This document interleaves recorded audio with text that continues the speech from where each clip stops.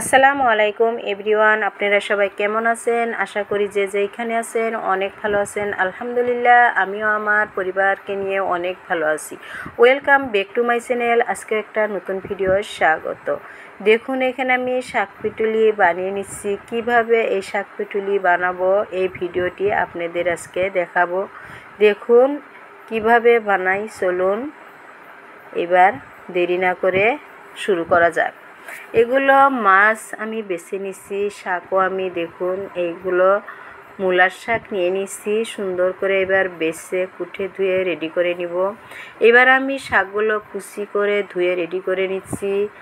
এবার মাছগুলো ধুয়ে রেডি করে নিচ্ছি। দেখুন কি সুন্দর করে। আজকের ভিডিওটি অনেক ভালো লাগবে। কড়াই দিয়ে দিলাম মূলার শাকগুলো।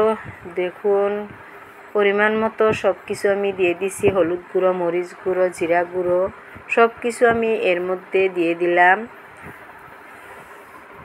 এবার স্বাদ মতো নুনও দিয়ে দিলাম।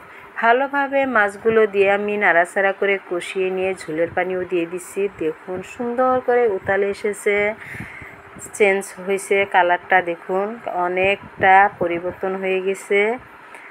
গাখিরও আমি গরম দিয়ে নিলাম। দেখুন, আশা করি ভিডিওটি আপনাদের আজকে অনেক ভালো লাগবে। এইবার আমি চাউলের গুঁড়ো পানিতে মিশাল করে দিয়ে দিলাম। যেহেতু আমি শাকের পিঠুলি বানাবো, ওগুলো দিতেই হবে, সেই জন্য দিয়ে দিলাম। নেড়ে চেড়ে দিছি। দেখুন সুন্দর একটা কালার চলে এসেছে। আশা করি ভিডিওটি ভালো লাগবে। ভালো লাগলে লাইক, কমেন্ট, শেয়ার করে সাবস্ক্রাইব করে পাশে থাকবেন। যে যে প্রান্তের থেকে আমার ভিডিওটি দেখেছেন তাদের অসংখ্য ধন্যবাদ। আমার চ্যানেলে যে নতুন এসেছেন, সাবস্ক্রাইব অলরেডি করে দিয়েছেন, তাদেরও অসংখ্য ধন্যবাদ। এখানে আমি সোমবার এনেছি পেঁয়াজ কুচি দিয়ে, আর রসুন কুচি 2 টুকরা, তেজপাতাও দিয়ে দিছি। দেখুন এবার আমি সোমবার দিয়ে দিলাম। দেখুন কত সুন্দর লোভনীয় একটা রেসিপি আপনাদের মাঝে আজকে প্রেজেন্ট করলাম। আশা করি ভালো লাগবে।